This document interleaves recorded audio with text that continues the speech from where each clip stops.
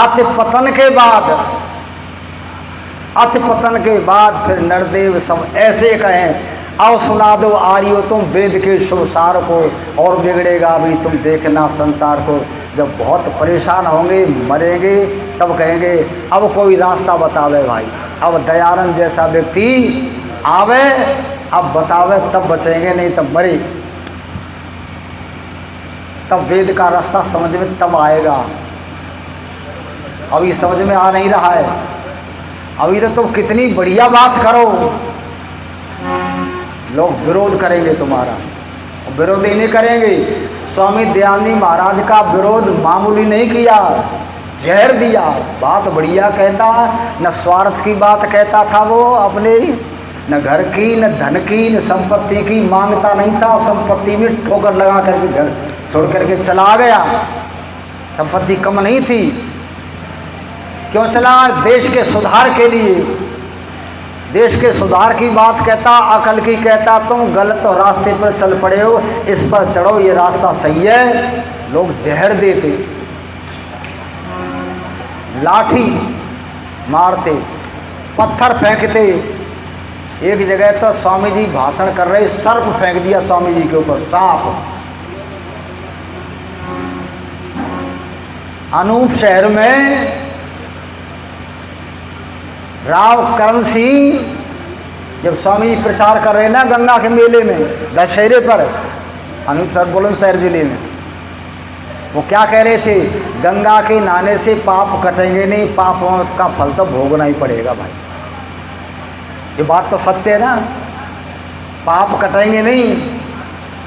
ये तुलसीदास भी कहते हैं, काया से पातक जो होई, और बिन भोगे छूटे नहीं कोई। जो पाप हो गया वो बिना भोगे छूटेगा नहीं। तुम गंगा में नहाओ तो ना छूटे, और चाहे तीर्थ करो तो ना छूटे, चाहे जप करो, यज्ञ करो, और चाहे भंडार करो, भंडारा करो, पाप नहीं छूटेगा। पाप का फल तो भोगना ही। यही दयानंद कह रहे थे अनूप शहर में, बुलंदशहर में, कि पापों का फल तो भोगना पड़ेगा, गंगा के नहाने से पाप नहीं कटेगी। राव करण सिंह ने कहा, ये कौन आ गया भाई? ऐसा तो कोई व्यक्ति कहता ही नहीं था। लोग तो ये कहते थे गंगा में नहा और पाप कट जाएंगे। और ये गुजरात से आकर के यहाँ कहता है, राव करण सिंह से सहन नहीं हुआ और तलवार लेकर के आया। स्वामी दयानंद महाराज पर जब तलवार का वार किया राव करण सिंह ने, तब स्वामी जी कमजोर भी नहीं थे, बलवान सन्यासी थे। तुरंत राव करण सिंह का हाथ पकड़ लिया और तलवार लेकर के ये जमीन में टेक करके 2 टुकड़े कर दिए उसके, और हाथ दबा दिया और कहने लगे, बोल क्या बना दूं? बाबा छोड़ दे। 2 महीने के बाद वो मर गया था। अच्छी बात सुनते नहीं थे, न कहने देते थे। इतना भयंकर बिगाड़ आ गया था। स्वामी दयानंद महाराज संध्या कर रहे गंगा के किनारे।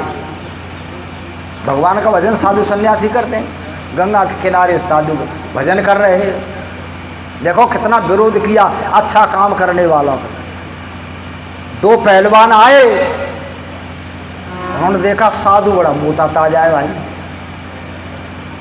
साधु बड़ा मोटा ताजा है, और ये ईश्वर की बात करता है। ईश्वर को माने, न धर्म को माने, न कर्म को माने, न गंगा को माने, न पुण्य को माने, है जी, न जब तब को माने। ढोंगी भी है। क्या करो? इसको पकड़ के गंगा में डुबा के मार दो। 2 पहलवान, स्वामी जी अकेले। दोनों पहलवानों ने स्वामी जी को पकड़ा इधर उधर से और नदी में कूद पड़े, डुबा के मारे। स्वामी जी ने देखा ये दोनों डुबा के मारेंगे। स्वामी जी ने एक का हाथ इधर से यूँ दबा लिया, एक का इधर से यूँ दबा लिया, और सांस रोक करके डुबकी लगा गए। वो तो बहुत देर तक सांस रोक सकते ना, डुबकी लगा गए तब वो पानी पी गए कुछ। स्वामी जी ने सोचा मर जाएंगे, बाहर निकाल के लाए। स्वामी जी बोलो क्या करें? तो बाबा अब की डुबकी मत लगा देना, हम तो कमज़ोर समझ रहे थे, तुम तो बहुत बड़े बलवान हो। 2 पहलवान तुमने पानी में डुबा के मार दिए होते। कितना विरोध किया अच्छा काम करने वालों के लिए। तो भाइयों, इस देश में विपरीत हो गए, गलत काम होने लगे, बिगाड़ होने लग गया। और देखो, राष्ट्र की रक्षा के लिए कहेंगे साधु। साधु क्या कहते हैं आजकल जानते हैं आपको? साधु क्या भजन करते हैं? को नृप होए हमें क्या हानि, हमें क्या काम दुनिया से, जगत रूठ है तो रूठन दे। सन्यासी क्या कहते हैं? हमें क्या काम दुनिया में रह रहे हैं, दुनिया का खा रहे हैं, और क्या कह रहे हैं? हमें क्या काम दुनिया से, जगत रूठ है तो रूठन दे। दयानंद कहते हैं ये नहीं, हमें दुनिया से काम है, दुनिया में आए हैं इसकी रक्षा करना। और कितना देश का बिगाड़ किया, कितना गरीब बनाया, संपत्ति लूट ली विदेशी लोगों ने। स्वामी जी ने कहा देश की रक्षा करो, ये विदेशी आकर के राज्य कर रहे हैं, तुमको गरीब बना दिया। और कितना गरीब, स्वामी जी ने एक दृश्य देखा, फर्रुखाबाद में गंगा के किनारे बैठे थे स्वामी जी, एक औरत आई बच्चे को गोद में लेकर के, जिसका बच्चा मर गया, विधवा औरत थी और एक ही लड़का था। विधवा औरत बच्चे को गोद में लेकर के आई गंगा में डालने के लिए, उसकी अंत्येष्टि करने के लिए। स्वामी जी देख रहे हैं वो रोती हुई जा रही है, और गंगा में बच्चे को डाल दिया, और बच्चे के ऊपर जो कफन था उसे उतार करके वो ले आई। और जब वापस आ रही थी तो स्वामी जी ने देखा, स्वामी जी कहने लगे माँ एक बात बता, तू रोती हुई गई, रोती हुई आई है, ये बता क्या डाल के आई है, ये बता मुझे। औरत ने कहा बाबा क्या पूछते हो, तुम्हें क्या मतलब, मेरी कहानी क्यों पूछते हो, बताओ क्या हो गया। वो औरत कहने लगी स्वामी जी मैं विधवा औरत हूँ, और एक बच्चा था, पति का देहांत हो गया, गरीब महिला, बच्चा हुआ बीमार, दवाई को पैसा नहीं, मेरे बच्चे का हो गया देहांत, लाश घर में रखी है, बच्चे को शमशान भूमि में कौन ले जाए, मेरे घर कोई आया नहीं मेरे बच्चे की लाश उठाने को। तो क्या किया, तो कोई नहीं आता, चलो मैं ही ले चलूँ। औरतें लाश लेकर के नहीं जाती, कोमल होता है उनका हृदय, पर क्या करो, मैंने पत्थर की छाती करके बच्चे को गोद में उठाया। अब बच्चे के लिए चाहिए कफन, कफन के लिए मेरे घर में कपड़ा नहीं था और पैसा नहीं था, बच्चे का शरीर ढकूं। तो क्या किया, मैंने स्वामी जी अपनी साड़ी, एक साड़ी थी, साड़ी में से कुछ टुकड़ा फाड़ लिया, फाड़ करके उस टुकड़े से बच्चे को ढक लिया कफन बना करके।